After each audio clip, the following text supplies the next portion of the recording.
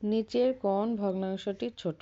এখানে 4টা অপশন দেওয়া আছে 2/5, 4/9, 1/3, 3/7। এটা দুইভাবে করা যায়, একভাবে আমি দেখাচ্ছি। তো প্রথমটাকে আর গুণ করতে হবে 2/5 গুণন 4/9। তাহলে যদি গুণ করি 4×5 20, 9 × 18। এখানে বলছে ছোট সংখ্যাটি কত?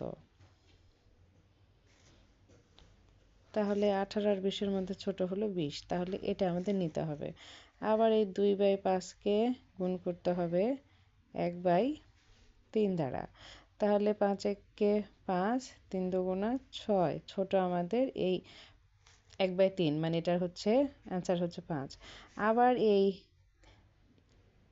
1/3-কে গুণ করতে হবে 3/7 দিয়ে। যদি করি তাহলে 3×3 = 9, 7×1 = 7। তাহলে 7 আর 9-এর মধ্যে ছোট হচ্ছে 7।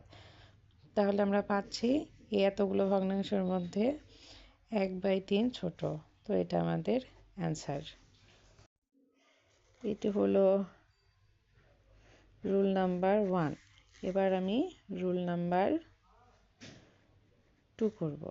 সেটি হলো এই যে 2/5, মানে 2-কে ভাগ করতে হবে 5 দিয়ে। তো যেহেতু যায় না, পয়েন্ট দিয়ে একটা শূন্য নিতে হবে। তাহলে 4×5 = 20। তাহলে এটার মান পাচ্ছি আমরা 0.04।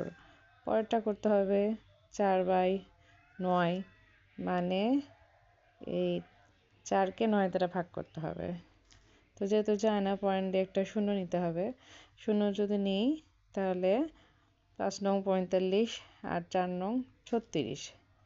এই 36 গেলে 4, আর এটার মানও পাচ্ছি 0.4। এবার 1/3, এই হচ্ছে 1-কে ভাগ করতে হবে 3 দিয়ে, যেহেতু যায় না, পয়েন্ট দিয়ে একটা শূন্য। 3×3 = 9, এই 9 লিখলাম। তাহলে এটা পাচ্ছি 0.3। আর একটা হলো 3/7, মানে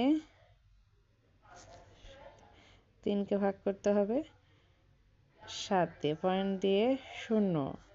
4×7 = 28, 5×7 = 29। তাহলে 4 নিতে হবে 28। 2 আসতেছে, কিন্তু এটা হচ্ছে, এটা অ্যান্সার পাচ্ছি 0.4।